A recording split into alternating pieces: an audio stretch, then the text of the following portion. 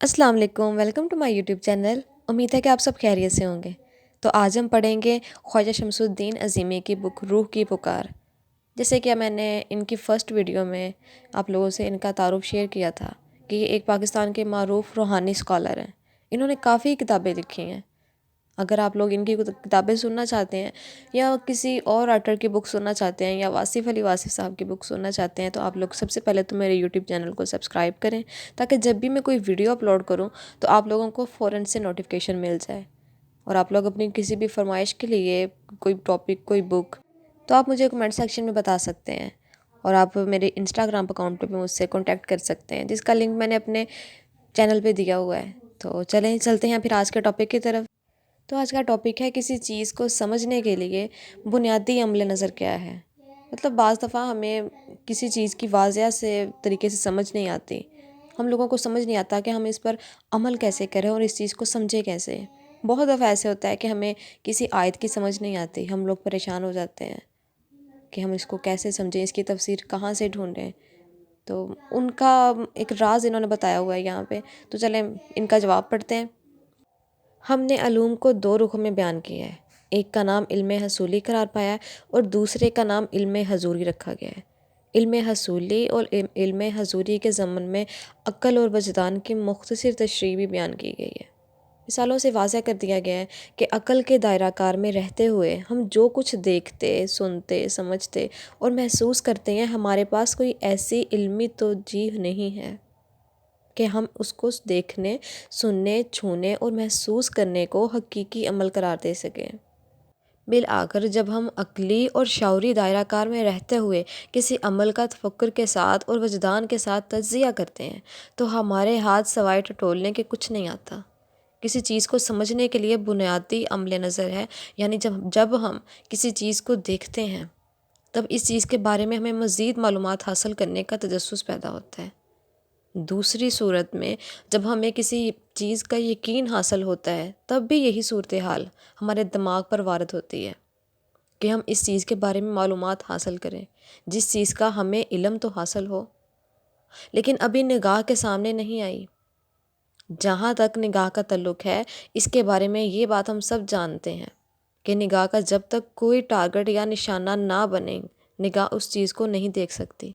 ज़रूरी हुआ कि देखने के लिए निगाह के लिए कोई मरकज़ियत कायम हो, और जिस मरकज़ियत पर निगाह ठहरी, इस मरकज़ियत के अंदर औसाफ दिमाग की स्क्रीन पर मुनकस हो गए।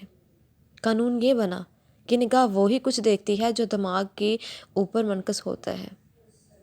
इसको इस तरह भी कहा जा सकता है कि दिमाग पर वो ही कुछ महसूस होता है जो निगाह दिमाग के ऊपर मुंतकिल कर देती है।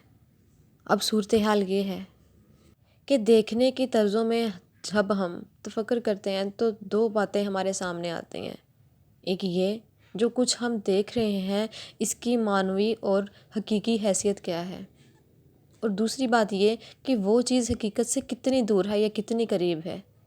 देखने की ये दो तर्ज़ें भी इल्म हजूरी या इल्म हसूली के दायरे में आती हैं। इल्म हसूली के दायरे में नज़र का जितना काम है वो मफरूज़ा और फ़िक्शन है।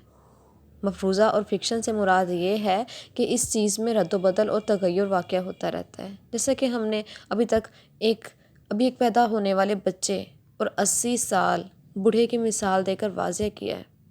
इल्म हजूरी के अंदर जो नज़र काम करती है वो हकीकत पर मुबनी होती है, इसलिए कि इल्म हजूरी की निगाह जो कुछ देखती है इसमें तग़य्युर और तब्दील नहीं हो सकता। मसलन अगर किसी राह सलूक के मुसाफिर ने फ़रिश्ता को देखा, वो अगर 100 साल बाद भी इस फ़रिश्ते को देखता है तो फ़रिश्ते में कोई तग़य्युर और तब्दील इससे नज़र नहीं आता। वो किसी बंदे की रूह को देखता है। जब भी देखता है, रूह अपने खुद-व-खाल के एतबार से वही नज़र आती है जो वो देख चुका है। इसके बरक्स एक आदमी बकरी को जवानी की उम्र में देखता है। 10 साल बाद जब वो इसको देखता है, इसके खुद-व-खाल में नुमायाँ तब्दीली पैदा हो जाती है। रद्द-बदल और तग़य्युर में देखना शऊरी हवास का काम है, और इस दुनियाए नापैदा कनार का मुशाहदा करना जिसमें तग़य्युर और तब्दील नहीं है, लाशऊरी हवास का देखना है। अब बात इस तरह बनी कि आदमी की ज़िंदगी में देखने की दो तर्ज़ें हैं, एक तर्ज़ बिलवास्ता और एक तर्ज़ बराह रास्त। बिलवास्ता देखना शऊरी नज़र है اور براہ راست دیکھنا لاشعوری نظر ہے۔ شعوری نظر سب کے سب مفروضہ اور فکشن ہے۔ لاشعوری نظر سب کی سب غیر مفروضہ، غیر فکشن اور حقیقت ہے۔ انبیاء کرام علیہ السلام کی تعلیمات کا خلاصہ یہ ہے کہ آدمی فکشن نظر کی نفی کر کے اس نظر کو حاصل کرے جو حقیقت پر مبنی ہے۔ ایک چیز سے گزر کر دوسری چیز میں داخل ہونا یا ایک چیز کو چھوڑ کر دوسری چیز حاصل کرنا اسی وقت ممکن ہے جب ہم چھوڑنے والی چیز سے اپنا تعلق عارضی طور پر یا مستقل طور پر منتقل کر لیں۔ اس رشتے کو منتقل کرنے کا نام روحانیت میں اپنی نفی کرنا ہے۔ اور جب آدمی اپنی نفی کرتا ہے تو اس کے سامنے مثبت حواس آ جاتے ہیں۔ مثلاً وہ کہتا ہے لا الہ الا اللہ، نہیں کوئی معبود مگر اللہ۔ اللہ کو جاننے اور اللہ کے اوپر یقین کرنے کے لیے ضروری ہوا کہ پہلے وہ اس اللہ کو اللہ کی نفی کر دے۔ جس اللہ کو وہ مفروضہ حواس سے جانتا ہے، سیدنا حضور اکرم صلی اللہ علیہ وآلہ وسلم کی باعث سے پہلے بے شمار بتوں کی پوجا ہوتی تھی اور لوگ ان بتوں کو خدا کا درجہ دیتے تھے اور ان بتوں سے اسی طرح مرادیں مانگتے تھے اور دعائیں کرتے تھے جس طرح اللہ سے دعا کی جاتی ہے۔ لا الہ الا اللہ کا مطلب یہ ہوا کہ تم جس طرح شعوری حواس میں خدا کو جانتے ہو، اس خدا کی نفی کر دو، اس خدا سے اپنا رشتہ منتقل کر دو، اور یہ رشتہ منتقل کرنے کے بعد اس خدا سے اپنا ذہنی ارتباط اور ذہنی رشتہ قائم کرو جو دیکھا ہوا خدا ہے، اور دیکھنے والی ذات محمد اللہ کے رسول ہے۔ محمد اللہ کے رسول نے جب اللہ کی نشاندہی کی، یہ علم حضوری ہے، اور جب تک محمد رسول اللہ کے بتائے ہوئے طریقے کے خلاف لوگ بتوں کو خدا کا درجہ دیتے، یہ سب علم حصولی ہے۔ مختصر یہ کہ آدمی کو حقیقت کے اندر داخل ہونے کے لیے مفروضہ اور فکشن حواس کی نفی کرنا پڑتی ہے۔ روحانیت میں مراقبہ کا عمل اپنی نفی کرنے کے لیے سیڑھی ہے، یعنی آدمی ایک ایسا طریقہ کار استعمال کرتا ہے کہ جس کی کوئی شعوری توجیہ فی الواقعہ پیش نہیں کی جا سکتی، بجز اس کے کہ مراقبہ کرنے والے بندے کے ذہن میں یہ بات ضرور ہوتی ہے کہ آدمی کے اندر بیک وقت دو نگاہیں کام کرتی ہیں۔ ایک نگاہ محدود ہے اور بغیر کسی میڈیم کے کچھ نہیں دیکھتی، دوسری نگاہ غیر محدود ہے اور اس کو کسی میڈیم کی ضرورت نہیں ہے۔ میڈیم سے مراد اسپیس ہے، آنکھ یعنی گوشت پوست کی آنکھ اسپیس سے دائرے سے باہر نہیں دیکھ سکتی۔ اگر آنکھ کے سامنے سے اسپیس حذف کر دیا جائے تو کچھ نظر نہیں آتا، اور اس کا تجربہ اس طرح کیا جا سکتا ہے کہ آدمی کسی ایک نقطہ پر نظر کو اس طرح مرکوز کر دے کہ آنکھ کے ڈھیلے کی حرکت اور پلک جھپکنے کا عمل ساخت ہو جائے، تو نظر کے سامنے سوائے خلا اور روشنی کی کوئی چیز نہیں آئے گی۔ یہاں سے نظر کا ایک اور قانون سامنے آتا ہے۔ فکشن حواس میں دیکھنے کی طرز یہ ہے کہ ڈیلا حرکت کرتا رہے اور پلک جھپکتی رہے۔ اگر کسی آدمی کی پلکیں باندھ دی جائیں تو چند سیکنڈ کے بعد اس کی آنکھوں کے سامنے سوائے اندھیرے کے کچھ نہیں آئے گا، یعنی ڈھیلے کے اوپر پلک جھپکنے کے عمل کے ساتھ ساتھ جو ہلکی ضرب پڑتی ہے وہی باہر سے آنے والے عکس کو دماغ پر منتقل کرتی ہے۔ اس کی مثال یوں ہے کہ ایک کیمرہ ہے، اس کے اندر فلم ہے، کیمرے کے اندر نہایت عمدہ لینس ہے، فلم کے اوپر عکس منتقل ہونے کے لیے جتنی روشنی کی ضرورت ہے فضا میں وہ روشنیاں بھی موجود ہیں۔ کیمرے کے لینس کو ہم تشبیہ آنکھ قرار دیتے ہیں، اور کیمرے کے اندر فلم کو ہم دماغ یا حافظہ کی وہ اسکرین قرار دیتے ہیں جس پر عکس منتقل ہو جاتا ہے۔ لینس کے اوپر جو بٹن لگا ہوا ہے اس کو ہم پلک سے تعبیر کرتے ہیں۔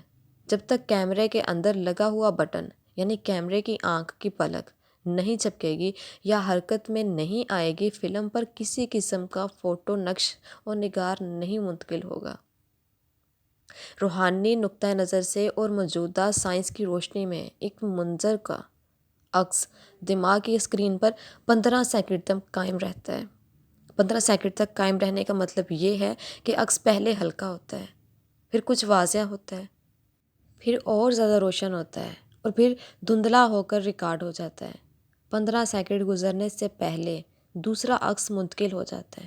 جب یہ بات سامنے آئی کہ اگر ہم پلک جھپکنے کے عمل کو مسلسل 15 سیکنڈ تک بار بار ساخت کر دیں تو ایک ہی نقش دماغ کی اسکرین پر منتقل ہوتا رہے گا، جب کوئی بندہ آنکھیں بند کر کے مراقبہ میں بیٹھتا ہے تو اس صورت میں پلک جھپکنے کا عمل اور پتلی کی حرکت کا عمل جاری رہتا ہے۔ آنکھیں اگر بند ہوں تو عارضی طور پر پلک جھپکنے کا عمل تو ساخت ہو جاتا ہے، لیکن پتلی کو حرکت اپنی جگہ موجود رہتی ہے، اور پتلی کی حرکت کے ساتھ ساتھ پپوٹے بھی متحرک ہوتے رہتے ہیں۔ پپوٹوں کے متحرک رہنے سے مراد یہ ہے کہ پلک کی حرکت ابھی جاری ہے، یعنی دیکھنا اور دماغ کے اوپر عکس بندی کا عمل جاری و ساری ہے۔ مراقبہ کرنے والا بندہ ایک نقطہ پر اپنے ذہن کو مرکوز کرتا ہے، اور وہ نقطہ یا مرکزیت یا میڈیم تصور شیخ ہے، یعنی وہ دیکھنے کی پوری صلاحیت کو شیخ کر کے تصور میں مجتمع کر دیتا ہے۔ مطلب یہ ہوا کہ ایک ہی عکس 5 منٹ 10 منٹ 15 منٹ تسلسل کے ساتھ دماغ کے اوپر منتقل ہوتا رہتا ہے۔ قانون یہ بھی ہے کہ جو عکس دماغ کی اسکرین پر منتقل ہوتا ہے، اس عکس کے اندر موجود صلاحیتیں، صفات اور خاصیتیں بھی دماغ کے اوپر منتقل ہوتی ہیں، اور دماغ انہیں محسوس کرتا ہے۔ مثلاً ایک آدمی آگ دیکھتا ہے، آگ کا عکس جیسے ہی دماغ کی اسکرین پر منتقل ہوتا ہے، آدمی کے اندر حرارت، حدت اور گرمی کی خاصیت پیدا ہو جاتی ہے۔ ایک آدمی سرسبز و شاداب اور درخت دیکھتا ہے، باغ کے اندر خود کو دیکھتا ہے، جو سبز ہے، ہرا ہے، اس کے اندر جو پرسکون خاصیت ہے، درخت، پھل اور پھول کے ساتھ ساتھ اس رنگ کی ٹھنڈک بھی دماغ کو محسوس ہوتی ہے۔ اسی طرح جب شیخ کی تشبیہ دماغ کی اسکرین پر منتقل ہوتی ہے تو شیخ کے اندر جو علم حضوری کی نظر کام کر رہی ہے وہ دماغ کے اوپر منتقل ہو جاتی ہے۔ اس سے نتیجہ یہ بھی ہم لوگ نکال سکتے ہیں کہ ہم لوگ جو دیکھتے ہیں، جو سنتے ہیں، تقریباً ہم ویسے ہی ہو جاتے ہیں۔ اسی لیے تو کہتے ہیں کہ صحبت کا بڑا اثر پڑتا ہے۔ اگر ہم لوگ اچھے لوگوں میں بیٹھنا شروع کر دیں تو ہمیں ضرور ان کی کوئی نہ کوئی خاصیت پائی جائے گی۔ اور ویسے بھی ہمارے اندر جو ہمارا ضمیر ہے وہ ہمیں غلط بھی بتاتا ہے کہ ہم یہ غلط کر رہے ہیں، اور جو ہمارے اندر ایک شیطانی عمل ہے وہ ہمیں یہ بتاتا ہے کہ نہیں، اس غلط کو بھی کر ڈالو۔ تو جو ہمارا ضمیر ہے اس کی ہمیں آواز لازمی سننی چاہیے، کیونکہ وہ ہمیں صحیح راستے پہ لے کے جاتا ہے، اور اس کو سننے کے لیے صرف ایک ہی راستہ ہے کہ آپ لوگ خود سے بات کریں، اپنے اوپر غور کریں کہ آپ کہاں پہ غلط ہیں، کہاں پہ آپ ٹھیک ہیں، آپ کو کیا کرنا چاہیے، سوچیں، بنا سوچے سمجھے کوئی بھی سٹیپ نہ اٹھایا کریں۔ بلکہ بولنے سے پہلے بھی آپ لوگوں کو زبان نہیں ہلانی چاہیے۔ ہم لوگ بعض دفعہ اپنی زبان سے ہی لوگوں کو بہت چھلنی کر دیتے ہیں۔ انشاءاللہ ملتے ہیں کل ایک نئی ویڈیو کے ساتھ، ایک نئے سوال کے ساتھ۔ اپنی دعا میں یاد رکھیے گا، اپنا ڈھیر سارا خیال رکھیے گا، اور میرے یوٹیوب چینل کو لازمی سبسکرائب کر دیجیے گا۔ یہ آپ لوگوں کی طرف سے میرے لیے ایک حوصلہ افزائی ہوتی ہے، تو حوصلہ افزائی کرتے رہا کریں۔ اللہ حافظ۔